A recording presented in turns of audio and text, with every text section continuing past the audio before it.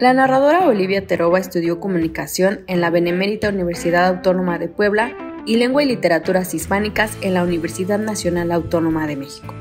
Fue becaria de la Fundación para las Letras Mexicanas en el área de narrativa y del Fondo Nacional para la Cultura y las Artes.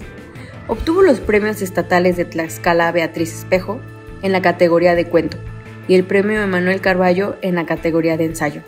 El premio latinoamericano de cuento Edmundo Valadez en su emisión 2017 y el premio nacional de literatura joven Salvador Gallardo Dávalos en la categoría de narrativa en 2019. Es autora de los libros Como un lugar seguro, Respirar bajo el agua y Pequeñas manifestaciones de luz. En esta sesión de la charla Azul, Olivia Terova hablará del libro Relatos recobrados, de Elena Garro, en el que se ocupó del prólogo.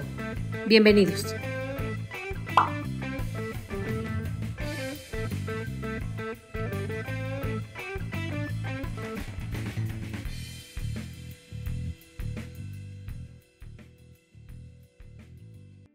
Olivia Terova, bienvenida a la Casa Universitaria del Libro. Vamos a hablar sobre este libro, Relatos Recobrados, de Elena Garro.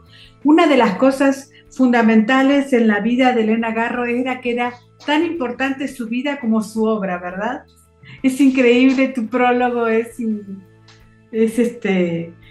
ponerse en la vida de Elena Garro.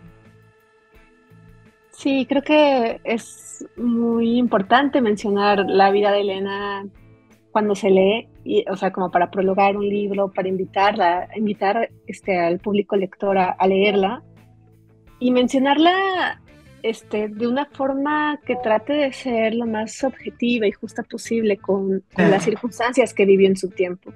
Porque alrededor de la figura de Elena se crearon muchos mitos, muchos rumores y hay muchos calificativos que a veces incluso la ponían fuera del canon literario por su manera de ser, ¿no? Una manera de ser que nos llegaba mediante testimonios de otras personas. Entonces, pues en estos tiempos en donde se lee mucho la obra de los escritores a la par de su identidad, creo que debemos ser súper cuidadosos. Por eso está en el prólogo mencionada la vida de Elena, y también se hace una invitación a que si nos interesa saber también sobre su vida, además de su obra, busquemos diversas fuentes. O sea, no nos quedemos con la primera impresión o con aquel rumor que leímos en algún lado, en una revista, sino que tratemos de indagar, porque pues es parte de, ¿no? Es parte de entender estas figuras tan complejas, tan controversiales, tan polémicas, y también entender que ella estuvo muy pegada a su tiempo, ¿no? O sea, muchas de las cosas que le pasaron tenían que ver con el tiempo que vivió, y muchos de los rumores que se crearon alrededor de ella tenían que ver con un machismo muy impregnado en los medios culturales, en la misma prensa. Es decir, tenemos que tomarlo ahora sí que de quien viene, ¿no? Y entender que muchas veces estas fuentes pueden estar tergiversadas por sesgos machistas o por opiniones que no estaban fundamentadas del todo sobre ella. Bueno, vamos a ver exactamente el origen de este libro. Es de Ediciones del Lirio. ¿Cómo te llegó a ti este proyecto y por qué decidiste participar? Yo, un poco antes de la pandemia, presenté otro libro de esta editorial, que es un epistolario de cartas de Elena Paz, que es la hija de Elena Garro, con Ernst Junger. Yo solamente fui presentadora, pero el material me llamó muchísimo la atención. Ese estaba prologado y anotado por Margarita Schwartz, que es una profesora de la Benemérita Universidad Autónoma de Puebla, y me llamó mucho la atención de la lectura que ella hizo de estas cartas. Ella tiene formación en psicología, entonces hizo un perfil psicológico de Elena Paz, intentando atisbar su personalidad a través de sus cartas y la necesidad que tenía de buscar una figura pues paterna que la cobijara, ¿no? Y esta Elena Paz lo encuentra en Ernst Junger. Entonces yo, cuando acudí a la presentación, hice un texto respecto a mis reflexiones sobre este libro, y de hecho el texto lo publiqué posteriormente en mi blog personal, con el nombre de Las mariposas son más fuertes que los demonios, que es una de las frases que repetía Elena Paz en sus cartas. Entonces, pues después de este contacto que tuve con la autora, con la editorial, nos quedamos con estas inquietudes, ¿no? Con un interés en común que es la vida y la obra de Elena Garro, también de su hija, y también una inquietud por intentar ampliar la bibliografía, porque de Elena Garro hay mucha bibliografía que está aún sin publicar, y esto tiene que ver con asuntos de herencias de derechos. Entonces, esa es una parte ya que le corresponde más a la editorial gestionar y fue el trabajo que hizo Ediciones de Lirio. Entonces, una vez que ya tuvieron el permiso para publicar estos relatos recobrados, ellos me contactaron a mí para pedirme hacer el prólogo, porque además estos relatos forman parte de una serie. Más adelante habrá obras dramáticas y novelas cortas, y me preguntaron, de hecho, en qué género prefería participar, y pues decidí los relatos, o sea, el género del cuento, que es de mis géneros favoritos, y que también se me hace pues muy interesante acercarme a la obra de Elena Garro por medio de estas historias, porque puedes encontrar algunos atisbos de otros de sus cuentos, de otras de sus narraciones aquí escritos.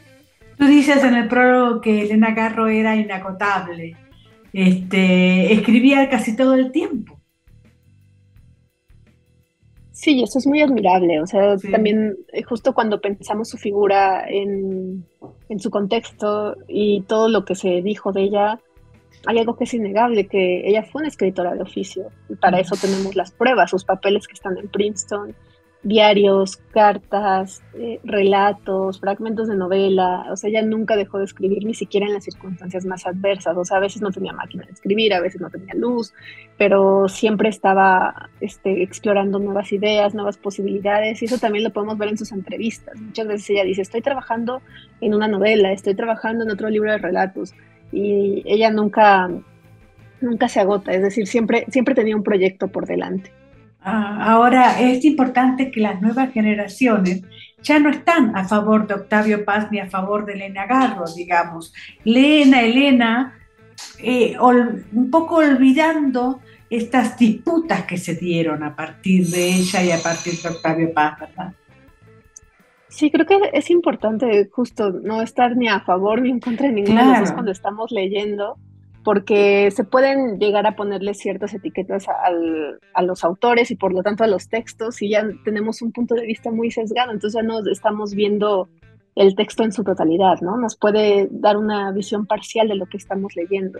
Y creo que era muy necesario el tiempo y la distancia. O sea, yo que me he metido a investigar a Elena Garro, he conocido a otras investigadoras como a Lucía Melgar, que también tiene mucho tiempo estudiando Elena Garro, y ella me decía, es que antes de 2016, que fue su centenario, sus libros no se consiguen en ningún lado, y fue a partir de su centenario que empezaron a distribuirse más sus libros, que otras personas empezamos también a leerla, y se vienen estas nuevas generaciones también que están interesadas en leer de otra forma y que también tienen esta distancia. O sea, ya no tienen esta influencia de todos los medios y de todos los rumores y de todos los chismes, sino que se acercan más a los libros por lo que son textos literarios de una gran calidad. Ahora, también es cierto que durante la época de ella vivió algunas circunstancias que hoy se pagan, en el sentido de que hay obras que están perdidas. Ella está en el cementerio de Cuernavaca al que lo roban cada rato. Hay muchos reconocimientos que todavía falta hacer sobre Elena Garro, digamos, ¿no? Sí, o sea, justo su vida fue muy poco estable después del 68. Ella vivió en muchos lugares, siempre andaba para todos lados con su baúl, pero en el camino se perdían cosas, también tenía muchos gatos, y a veces los manuscritos estaban en cajas y los gatos los maltrataban. Entonces esa misma vida tan pues con tantos imprevistos y con tantas mudanzas también fue provocando que se perdieran algunos de sus papeles, y creo que todavía van a seguir apareciendo algunas cosas, es decir, desde cartas, también manuscritos y otros testimonios que hay alrededor de ella. Creo que todavía falta mucho por conocer de la obra de Elena Garro, la verdad. Uh-huh. ¿Tú qué fue lo primero que leíste, Olivia? ¿Recuerdas El Porvenir? ¿Sabes eso? No, empecé por La Semana de Colores, por coincidencias del destino. Uh-huh. Y me llamó mucho la atención justo todos estos juegos que hace con el tiempo, por ejemplo, justo en el cuento homónimo, en la Semana de Colores, donde habla con su hermana de que los días tienen colores, que los jueves son verdes, que los lunes son amarillos y que por lo tanto, y que por ejemplo un lunes puede durar varios días. Entonces me interesó mucho esta concepción no lineal del tiempo, de que el tiempo podía irse mediando por la subjetividad y entenderse de otra manera, y así fue como me acerqué a ella. Ya después ya empecé a leer también leí Los recuerdos del porvenir y otros de sus textos más conocidos. Las obras de teatro también me parecen muy, muy notables, y eso, o sea, creo que sí es un mundo muy rico por explorar. Y yo todavía todavía a estas alturas sigo enterándome de nuevas cosas de Elena, con todo lo que hay por leer. Bueno, vamos a ver cuáles son los 3 textos que hay aquí. Por favor, enuméralos, por favor. Es increíble los textos que hay aquí, pero tú dices, nunca mates a nadie, Martín y Catrina y María, ¿verdad? Sí, son esos 3. Nunca mates a nadie, siempre hay 2 ojos que te ven. El Martín y Catrina y María. Sí, ¿Qué te pasó con estos textos? ¿Qué? Pues la verdad me pareció un gran honor acercarme a los manuscritos de Elena Garro.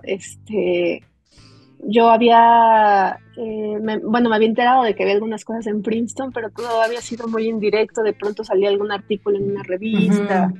Y decían, bueno, se publicó un fragmento de estas cartas con permiso de la universidad, pero pues sí son textos muy inaccesibles aquí desde México.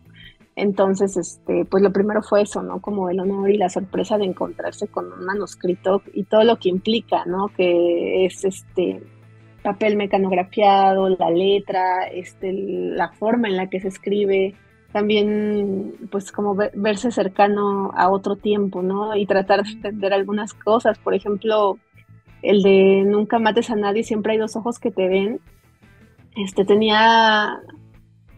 Había un signo de interrogación en vez de la coma, entonces estuvimos ahí hablando con los editores y dijimos, no, es que es una coma, pero es un error de tipeo porque la máquina de escribir tenía la coma y el signo de interrogación en el mismo lugar.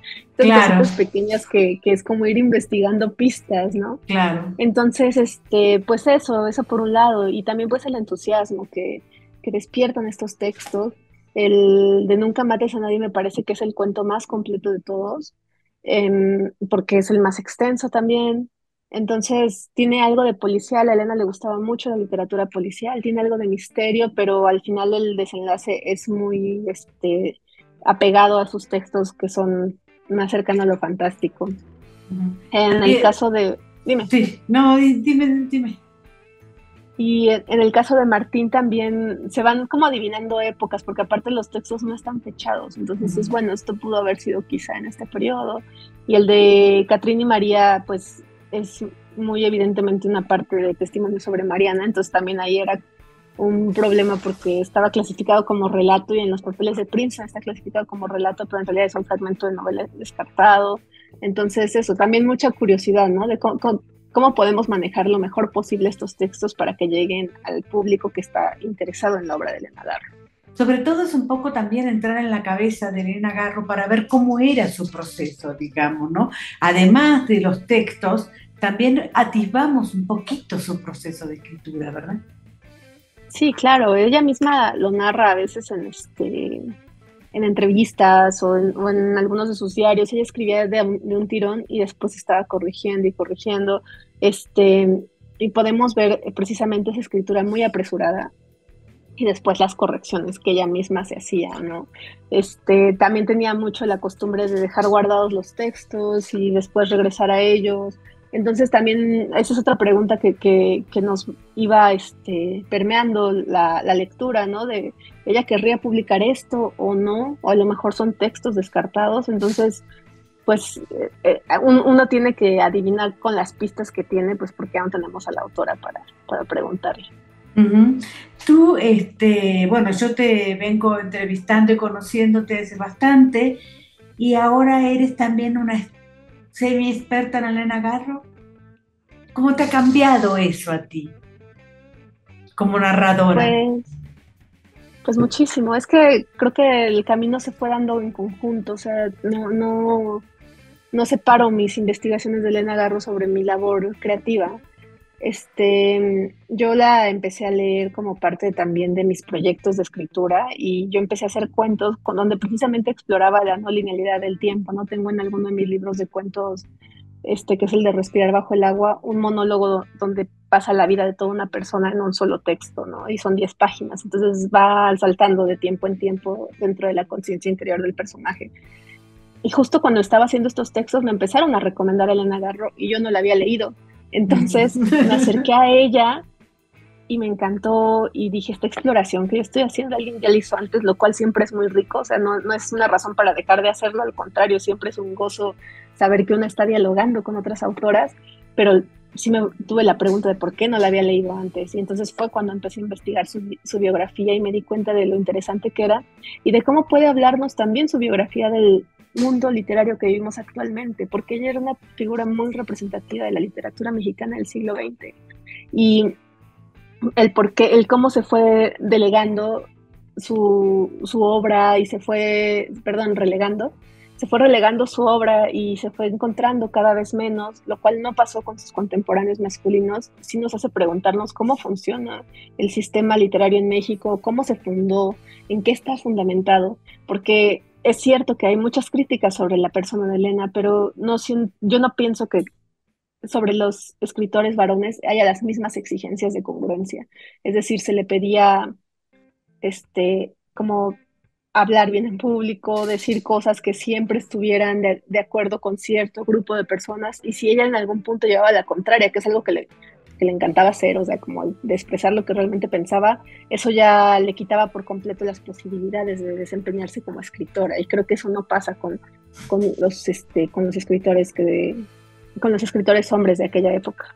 Sí, me contaban la otra vez que Salvador Novo, no sé si era más o menos de la época de Elena Garro, pero iba con aros y con tacones a trabajar, digamos, ¿no? Es decir, es cierto esto de pedirle determinadas actitudes a las mujeres y descartar lo de los hombres, ¿no? Eso es muy curioso. Sí, además Elena estuvo involucrada en muchos aspectos de la vida nacional, ¿no? Ella se metió en política, se metió en manifestaciones con los campesinos. Ella estaba en contra de los estudiantes porque durante el 68 porque decía que no, que el movimiento, que los estaban ocupando, les decía es que ustedes los están usando para otros intereses, ¿no? Entonces ella decía que no era la manera de hacer las cosas y estos pequeños comentarios que iba haciendo, al final la gente lo que quería era tener un chivo expiatorio y también clasificarla, ¿no? Como estás a nuestro favor o estás en nuestra contra, pero pues ella realmente no hizo nada para afectar a nadie. Y ahí hubo muchos otros intereses políticos entremezclados que la metieron en bastantes complicaciones y al final también algo que podemos ver reflejado en su obra es esta sensación de desarraigo, de miedo y mucha gente se suele decir, ¿no? Es que no, nadie le estaba persiguiendo, pero la sensación de sentirse perseguido y de no estar a salvo en su propio país era algo que sí estaba pasando, que fue la razón por la que ella se fue. Entonces eso sí era un hecho y tiene mucho que ver con la experiencia de las mujeres en este país también. A mí no me gusta verla como víctima, la verdad. Yo creo que peleó y fue derrotada, me parece, ¿no? Porque verla como víctima me resulta como una persona que no hace absolutamente nada, que no expresa lo que piensa, que va a cuidarse para poder pervivir en el medio de tantos enemigos. Y sin embargo, ella peleó.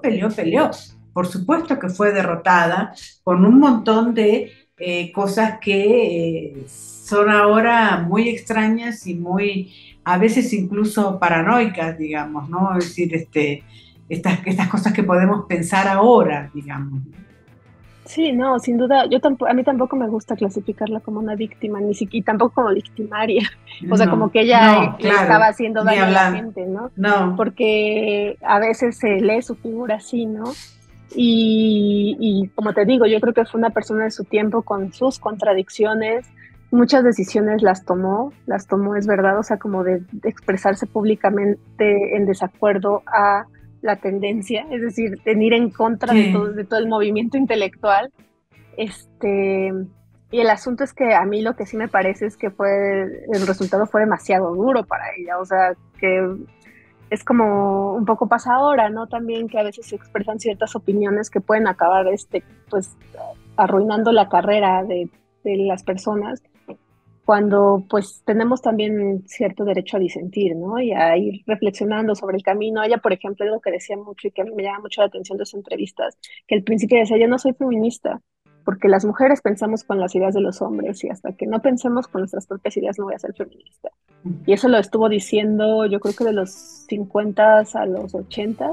Y hay un punto donde ella cuando ya está afuera en el extranjero dice, pues la verdad, yo no entiendo del todo el feminismo, pero son las mujeres quienes me leen y quienes están rescatando mi obra. Ellas me dicen que mi obra es feminista y entonces me doy cuenta de que hay algo en este movimiento que también rescata representaciones de mujeres en la literatura, ¿no? Entonces como que va cambiando de parecer, pues porque también era una persona, ¿no? Y ella pensaba y reflexionaba en todo lo que estaba ocurriendo a su alrededor, no es como que ella tenía una opinión toda la vida. Y una de las cosas de su estilo, esta semana murió Martin Amis, que es mi escritor formador, estoy todavía en shock por eso, Ay, lo siento mucho. y su inteligencia, lo que resultaba era de una narración con humor y al mismo tiempo exenta de sentimentalismo. Una de las cosas que me pasa con Elena Garro es que precisamente ese nivel de observación y ese nivel de narración la quita de la cursilería, digamos. Es una autora para mí muy anticursi. Sí, sí, sí, no, a ella no le gustaban las muestras de sentimentalismo tampoco en su vida cotidiana. Y y es muy curioso porque ella sí creía en ciertos parámetros estéticos, ¿no? Ella sí creía en la belleza, sí creía en la bondad también de los personajes, pero cuando los está plasmando, también intenta, dentro de toda la fantasía que utiliza, mostrar el alma humana como es en realidad. Entonces también existe la crueldad, también existe la maldad, la tristeza, y existe el compañerismo también, y existen también personas que son bondadosas, pero no hay pues ni una exageración, ni un sentimentalismo. Casi siempre ella lo que hace son mostrar hechos y ella es muy cruda también para mostrar lo que hace. Y eso también, como era le gustaba mucho el género policíaco, el género de acción, creo que un poco de eso se rescata en las últimas de sus obras, que también en varios cuentos y novelas ella se enfoca mucho en la acción de los personajes. ¿Viste alguna vez que hablara, que se refiriera a la belleza? Una belleza que ella tuvo a raudales, pero que luego, por supuesto, por la edad se fue yendo. Una belleza que tuvo a raudales su hija Elena Paz, digamos, ¿no? Pues creo que ella estaba muy consciente del efecto que causaba en los demás y eso mismo la hacía una figura muy interesante porque era le gustaba mucho usar la ironía, le gustaba mucho poner en riesgo, en jaque a las personas a su alrededor, algo que podemos ver quizá de eso, no hablando tal cual de la belleza, pero sí de cómo hacía una crítica de la gente, de los intelectuales que la rodeaban, es en el libro de Memorias de España, 1937, donde ella cuenta, pues eso, que muchos intelectuales estaban encumbrados y que eran las grandes figuras de su tiempo, pero pues ella los vio tirados de borrachos en un bar o sin el dinero suficiente para volver en barco, y nos muestra también una parte más humana y más real de los escritores, y creo que eso, en ese aspecto ella sabía moverse muy bien entre ellos, ¿no? Sabía como el efecto que provocaba y sabía también, pues eso, como retarlos y también ponerlos en su lugar de cierta manera. Este libro, para ir terminando, tiene además la- los originales de ella, ¿no? Es hermoso este libro y me gustaría mucho que se vendiera muchísimo porque hay un esfuerzo muy grande tuyo, de los editores, hay una cosa maravillosa aquí en este libro sobre Elena Garro. Muchas gracias, Mónica. Pues sí, es un libro hecho con mucho cariño y además justo trae digitalizados estos manuscritos. Y creo que es una forma de acercarnos más a esta escritora desde otro punto de vista, que es el de los manuscritos.